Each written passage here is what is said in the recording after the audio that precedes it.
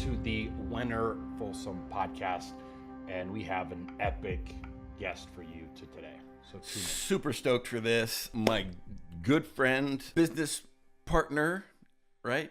Mentor in breathwork and spirituality, Mr. Sam Zen Warrior Morris. Pleasure to have you here today, brother. Yeah, it's great to be here, guys. I'm looking forward to our conversation. Yes, right. Yeah. So, hey, we were just chatting before we hit record on, Josh, what you were just doing over the weekend.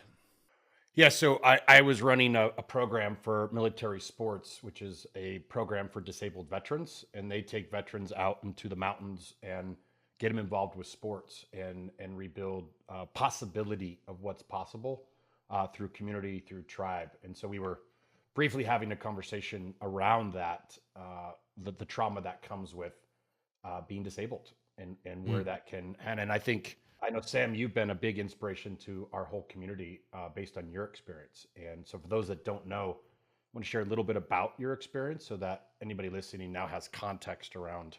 So I've been paraplegic since a car wreck. I've been paraplegic since a car wreck in 1999. I was an outdoor leader at the time. Had just finished cycling across the U.S. and was in a car wreck. I was in the backseat of an old Chevy Nova. The driver drove off the road and into the woods, broke my back at the T12 level, which is right around the belly button. Lost all my sensation and function from the waist down when that happened. So it's been quite a ride for the past 22 and a half years. And so I know a thing or two about trauma, been there. And I've had the blessings of working with a lot of vets myself and other people with other disabilities, a whole slew of different disabilities. So I've seen a lot over the course of the years. That's not my primary focus, but given that it is an experience that I will live with for the rest of my life, in that sense, it definitely is a primary focus. So I definitely, I got to get the gift of experiencing deep, powerful trauma from the inside out. For me, when I was moving into I came at this from a leadership space, and I didn't know anything about breathwork. You were the first one that kind of jumped me into the breathwork space, which, by the way, I've been doing every single morning along with my meditation for the last couple of years, actually. And so you were the first one, and I will never forget, the story of your sort of reentry back into your body and that the importance of breath. And it may have, your story might have been the one that actually was like, oh shit, okay, that's important. Yeah. Oh, absolutely. The breath is the most underrated tool that we all possess. 7 days after my spinal cord injury, I went into a full-on panic attack. Probably the most acutely suicidal I've ever felt in my entire life. I just turned 24 years old.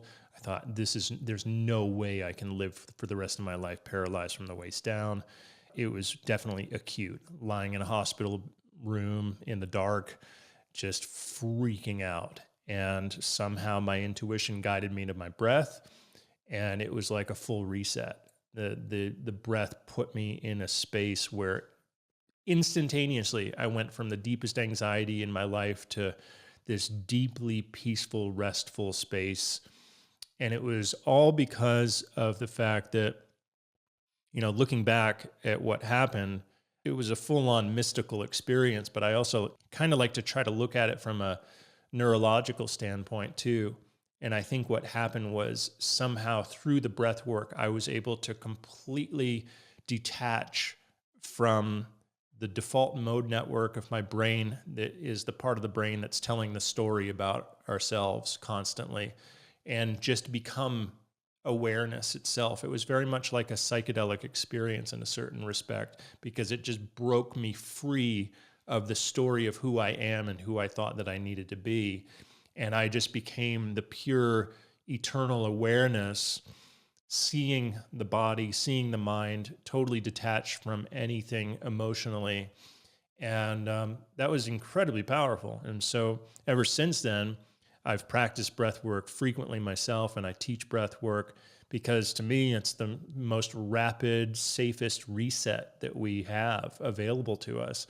And I remember that night just thinking about the irony of the fact that what we're most looking for, what would really, really end our suffering, is literally right under our nose, literally. And I thought, well, if God is going to hide the answer to the mystery anywhere, of course he would hide it right underneath our nose. Yeah, as you're talking, what keeps coming up for me is we talk about this as a level 4 trauma. We teach 4 levels of trauma. And level 4, we give physical examples of what these different levels are to then relate them emotionally.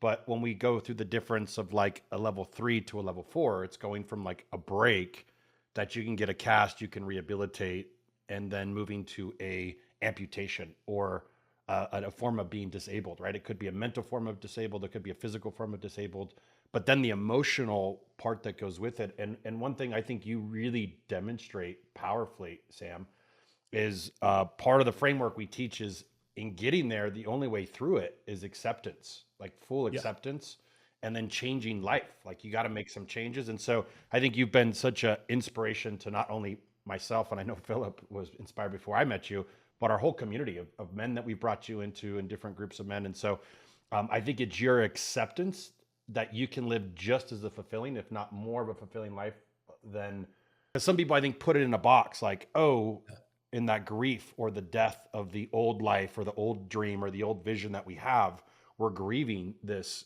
part of our life. And in the Yeah. acceptance of, I can live a really fulfilled life. So curious Yeah. your reflections on that acceptance piece and Yeah. how No, you totally. moved And into for the acceptance. first few years after the injury happened, there was a part of me that didn't want to accept that I had been injured.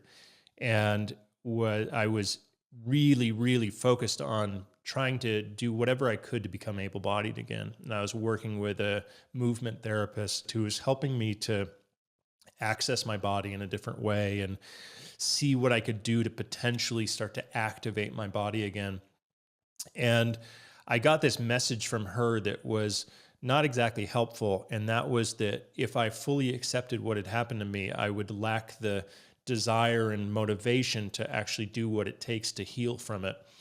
And that really planted this seed inside of me that wasn't that helpful, because it put me in a state of perpetual tension with myself, like a lack of acceptance, saying, unless I get to this outcome that I desire, I'm not going to be happy. And no matter how hard I tried, I wasn't getting to that outcome that I desired. So what happened eventually? Well, what happened was I started drinking too much. I started to watch porn a lot. I started to do whatever I could to tune out from my reality, because I felt kind of like I had failed, like I was a failure in my process. And that the thing that I cared about most, the thing that I had really committed my life to, I was failing in. And so that was when I really had to start to look at my situation through a different lens and go through this process of really accepting what had happened and coming to terms with it and going, okay, well, that outcome that I desire of becoming able-bodied again, that might not be on the table for me. I have to fully accept how things are right now. Otherwise, I'm going to be miserable for the rest of my life deep down. And then, so that was sort of step one. And then step two, which is really what's gotten me to where I am today, is taking it from acceptance to service. How can I serve from my experience? How can I serve from the wisdom that has come about from my experience? How is this experience adding value to other people's lives? What is it about my life, my perspective, that is bringing value? So that's the thing that took it from mere sort of neutral. So before the acceptance, I was below neutral. I was like below zero. The acceptance got me to zero. It got me to a foundational space where I was okay. And then the above zero is, okay, I'm going to create meaning from this. I'm going to create positive meaning and value, and I'm going to start to generate value in the world and help other people with their own suffering, their own challenges through the experience that I've had. And that's what's gotten me to this point now where I can live with vitality and strength and power. That was elegant. That was a So little powerful. diamond right there. You're speaking to a lot of people. Sam. Oh, I was just going to say, I mean, I think that's the secret to life, is getting that our life is not about us. Our life is about the way that we serve others. It's, and that's something that is maybe unique and probably the most beautiful aspect of human beings, is that we benefit from how we serve others. We get our own value, we get our own strength, we get our own power from service. It's not through, if I'm ruminating on shit, I'm not serving. But if I'm focused on like, hey, how present can I be with Joshua right now? How present can I be with Philip right now? How can I serve you guys right now how can I serve your audience right now to the best of my ability? That totally takes me out of the rumination of any sort and puts me in a position of power and adding value. It Yeah. is all taken from us at some point. Yeah, And exactly. the act Exactly. of, I'm going through certain transitions of windows closing physically, and just from my my age and body and stuff, and so there is this transitional piece of what have I attached my identity to, which and it becomes increasingly exactly. artificial and shallow, and I recognize that it is a natural and maybe vital tendency to pursue something. We are pursuing something. You're pursuing something, and I'm so glad you brought up that word identity. Yeah, and I think that's probably the defining thing. Go ahead. I'm so glad you brought up the word identity, because I've been thinking about this term so much lately. And right now, we are living in a time where in our culture, identity is more focused on than ever before. And I'm not going to get into a political discussion of right or wrong, or who has the right perspective or who has the wrong perspective, but let's just look at it bird's eye from a very meta perspective. Identity is up right now more than it has been up in a long time. We are really examining who are we? Who are we individually? Who are we collectively? Who are we as human beings? Who are we as individuals? What are our rights, et cetera, et cetera? I'm not going to place any kind of judgment on that. But what I am going to say is that I think it is crucial to start to look beyond identity.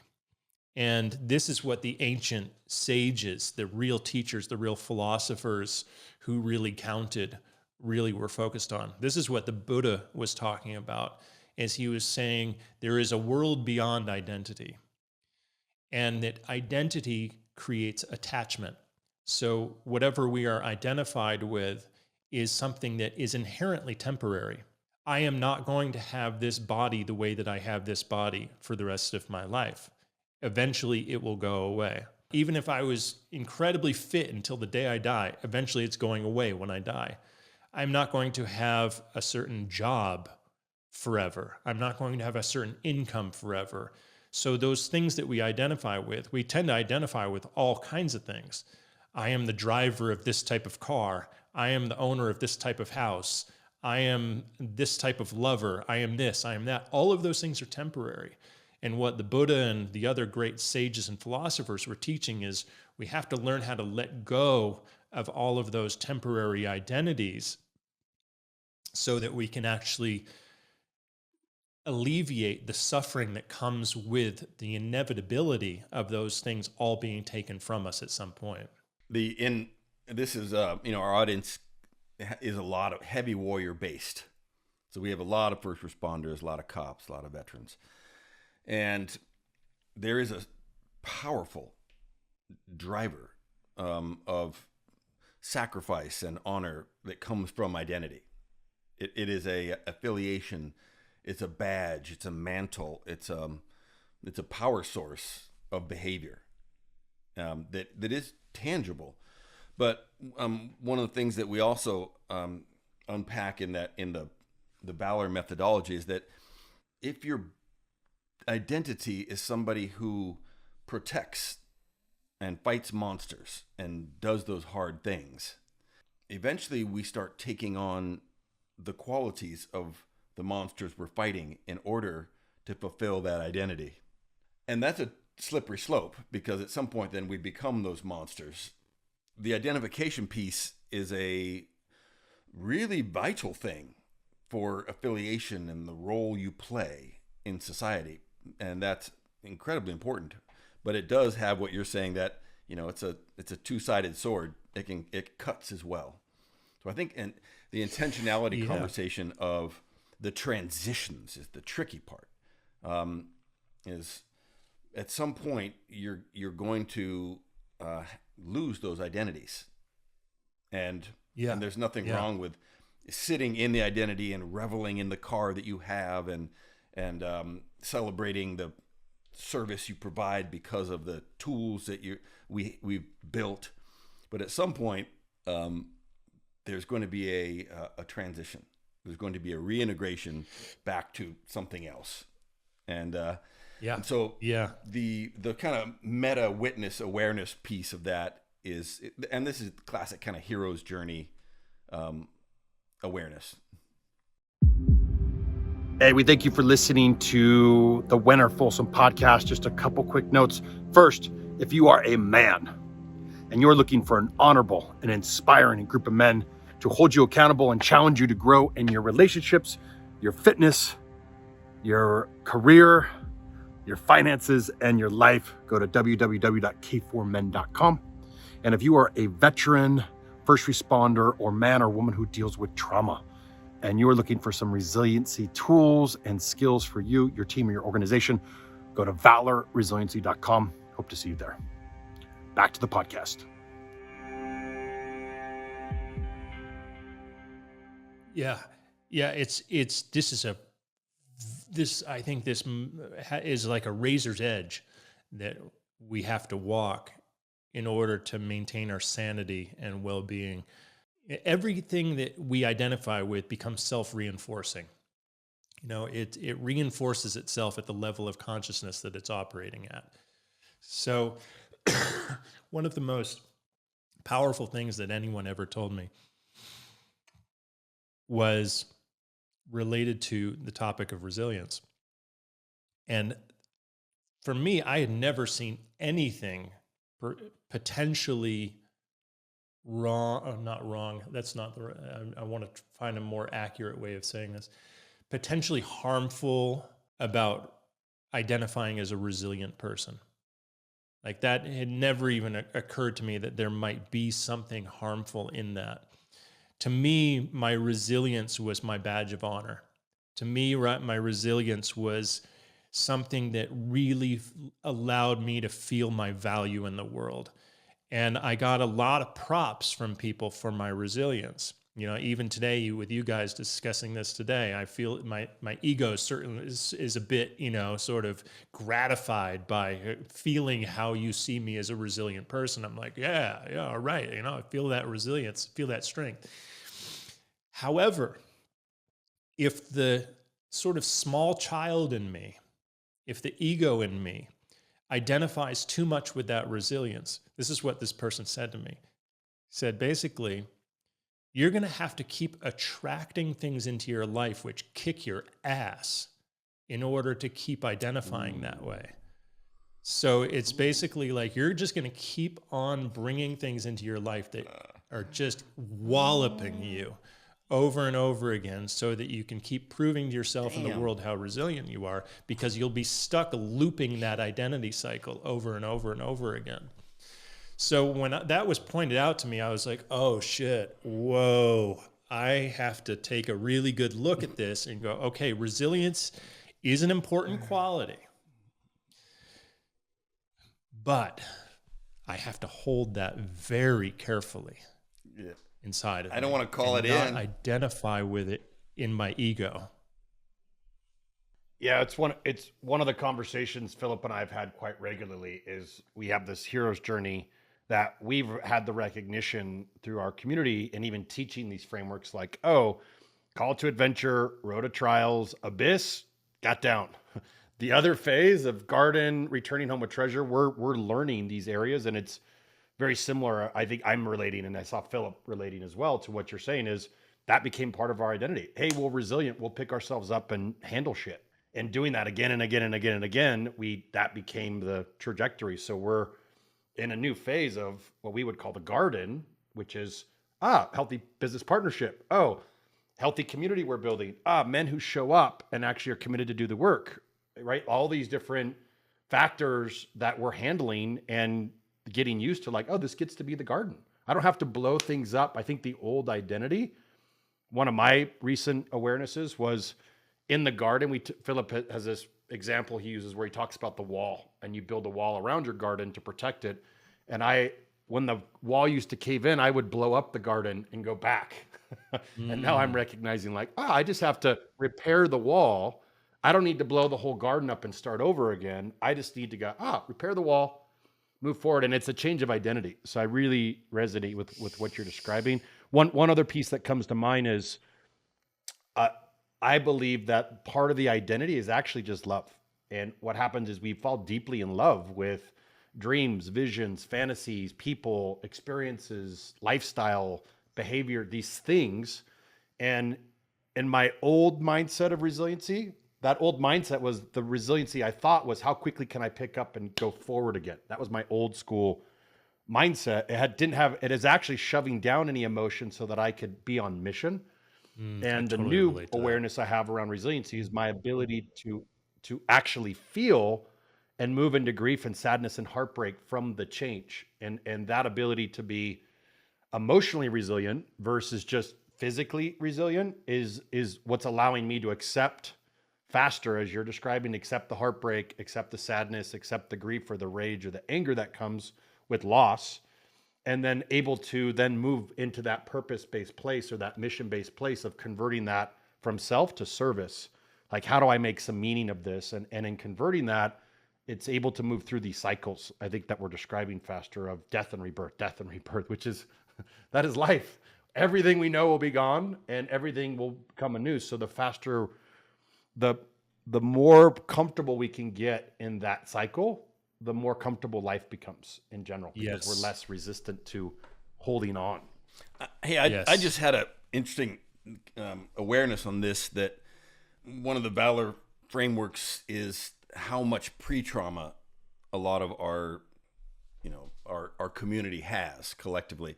And the numbers are around 2 to 3 times the amount of pre-trauma, early childhood abuse and neglect and poverty. And it seems that the majority of men and women who move into warrior class careers have substantially higher pre-trauma. And I think that that's part of what you're sharing, that we recreate what's familiar. We call that in, or we move into those spaces that are forcing us or allowing us to be that person, that resilient person again, or the strong person, or the one who does the hard things. So interesting. Yeah, there's a really compensatory quality to our behaviors and how we orient frequently, especially when there's some type of trauma. The compensatory mechanism in the brain that basically tries to prove the trauma wrong, or try to fix the trauma through proving it wrong. And that can happen in little ways, and that can happen in big ways. I mean, we get ourselves into romantic relationships where we find ourselves in essentially the same relationship, even though it's with different people sometimes. And it's the same kind of thing. You know, we will put ourselves in relationships with ourselves in different dynamics, but we're essentially repeating the same basic thing over and over again, trying to essentially go back into the past and fix a past problem with a present solution. And it's tricky. It's very tricky, because it takes a lot of mindfulness to see that happening and go, oh, whoa, maybe there's a different way of approaching this situation. And I love what you're saying, Joshua, because what that brings to mind for me is really coming to terms with a very different orientation than most men tend to orient around, especially alpha men, we tend to orient around being like doing, the yang energy from Eastern philosophy. This would be the yang, the do.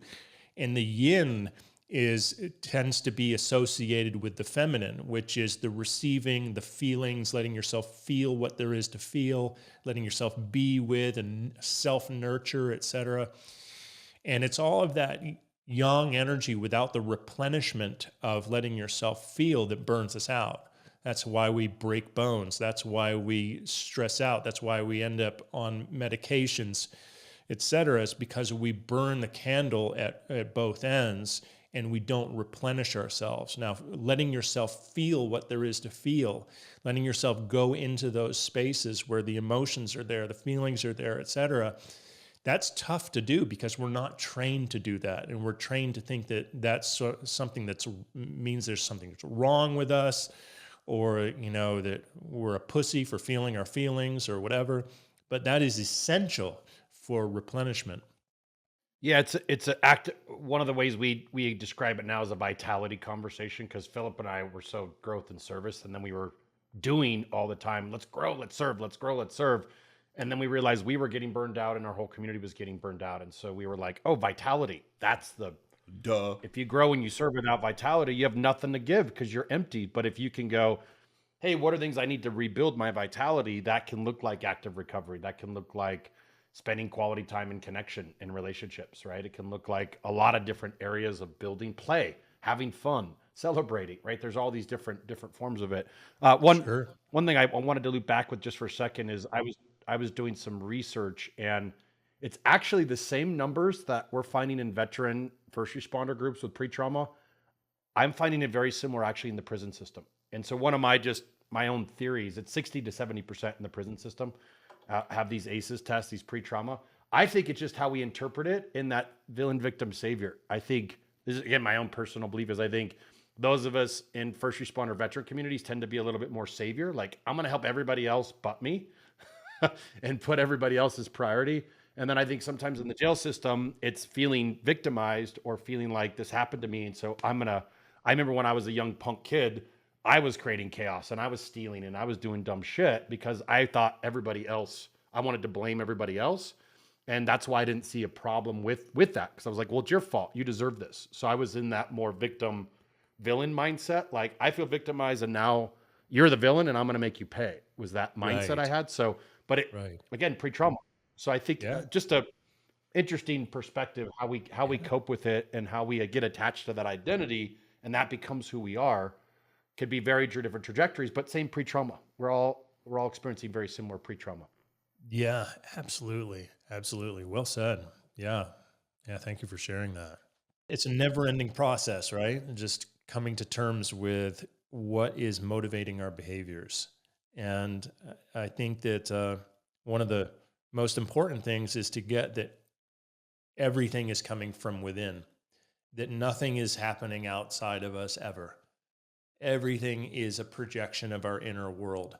And that's the game changer, that both when you first recognize it and you go, oh, okay, there is no way the outer world can be shaping my inner world. My inner world is experiencing, it's taking in input from the outer world. It's interpreting it, and then it's projecting what it sees into the outer world.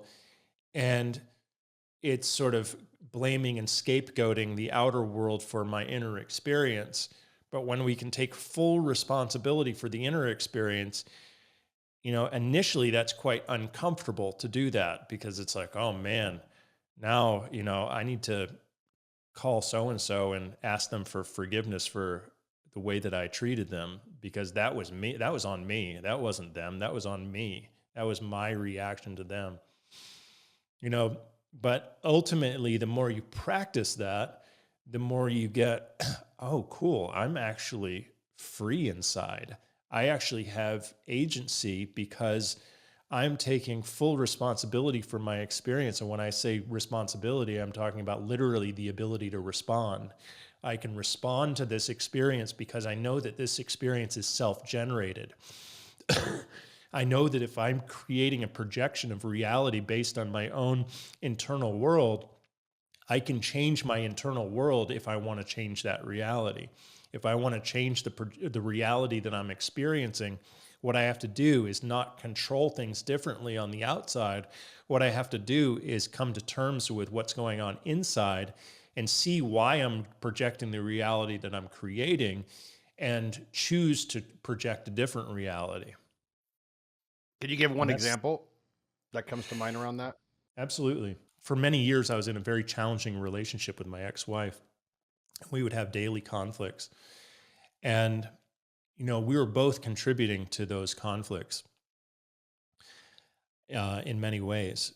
But one of the things that kept happening over and over again was I kept getting the message in the relationship that I wasn't being enough of a man for what she wanted in the relationship. That was something I got over and over and over again. And I think a lot of men get this.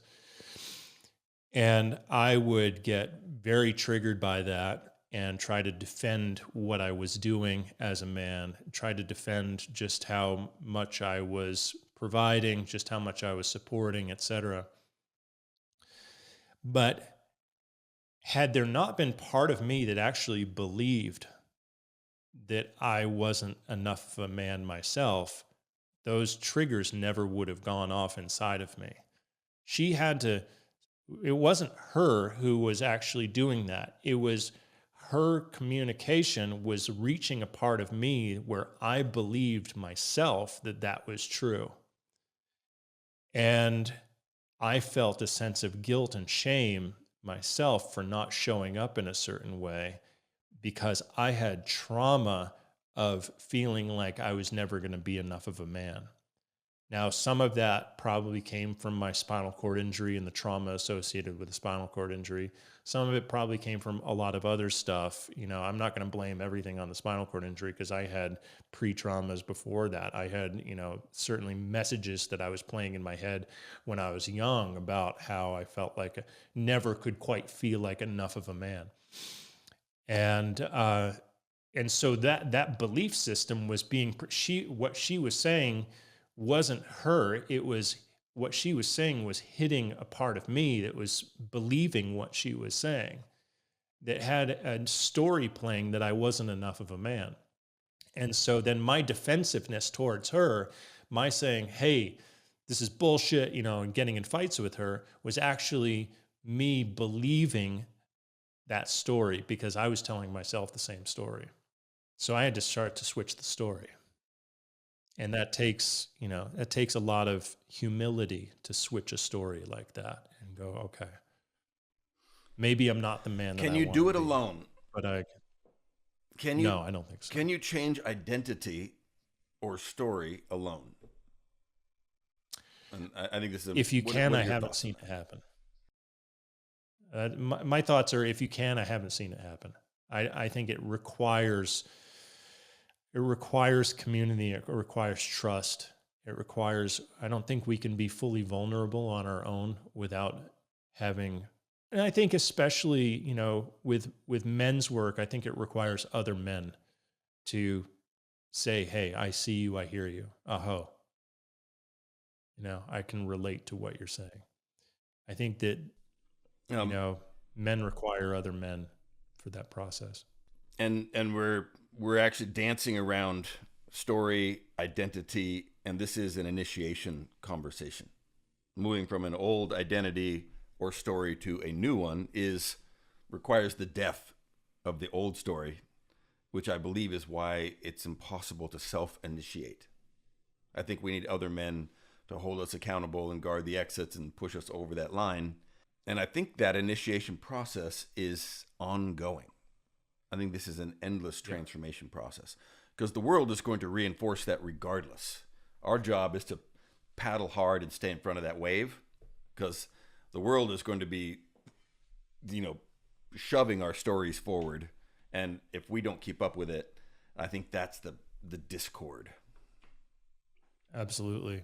Absolutely. I think you point out a very good point. It's an ongoing process. It's not like a one and done kind of deal where, oh, I just had the right conversation with the right dude and now I'm totally a new person. It just doesn't happen that way. That's all an illusion. That's actually the trauma response, thinking that it can fix itself just like that. Okay.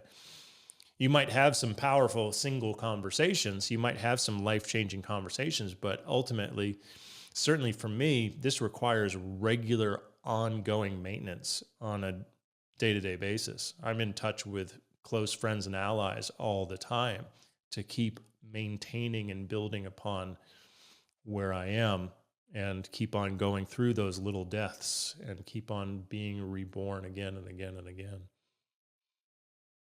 And I think that, that's one thing that I think I'm so appreciative of you guys, Joshua and Philip, for doing the work that you're doing, because you're holding such a sacred container for men to do that.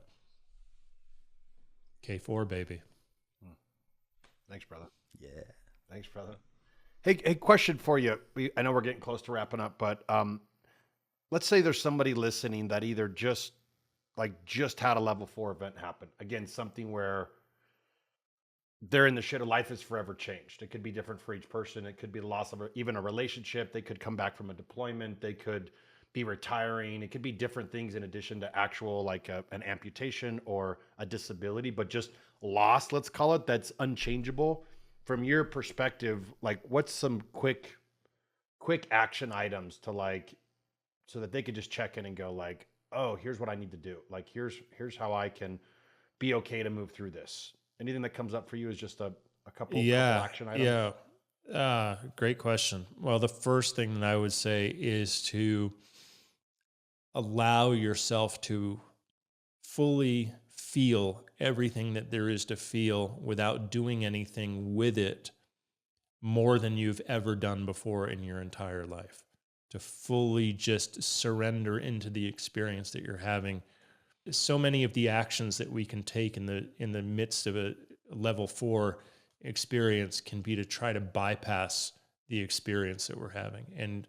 And we don't want to bypass anything. You got to just feel everything as deeply as you possibly can. Keep connecting with your breath. Your breath is the most soothing thing that you have available to you. And don't shut down to other people. A lot of people in a level 4 experience will shut down and isolate. They'll go into a space. There's an adaptive response that is created in trauma to go into a space of shame. And it's a very strange and little known, we can't quite put our fingers yet, at least, on why that happens psychologically. But really, it's a byproduct of the way in which we have evolved to remember things that are negative because of the fact that we didn't survive long as we were evolving. And so we would have these very specific memories that go, okay, don't do that. Do not ever eat that mushroom again. That could kill you, or whatever. And through whatever process, that has evolved neurologically into something that gets interpreted as shame inside the brain. And so people can go through these intense traumatic experiences. And if you're listening today and you're going through an intense traumatic experience, you may be going through something that feels like shame and feels like you need to isolate from others to go through what you're going through. And my suggestion is, please don't do that. Please let other people in. Let other people connect to you.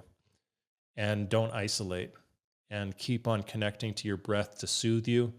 Keep on feeling more than you've ever felt and allowing yourself to feel more than you've ever felt, and surrender into that experience and just trust the process. Things will get better. Hey, Sam, you're always just an absolute treasure trove of human wisdom, and you definitely served us and the audience today. So just so many blessings to you, man. Oh, thank you guys. It was such a pleasure to be here today. Go ahead, Joshua. How do people get a hold of you? How do they find you? You can find me at Zen how do Warrior people get a hold of Training. you? How do they find you? Yeah, you can find me at zenwarriortraining.com. If you want to email me directly, just email me at sam@zenwarriortraining.com. Awesome. Hey, and we always end with giving everybody a challenge. What would be an invitation or a challenge for somebody listening to this to go out and do in their life this week?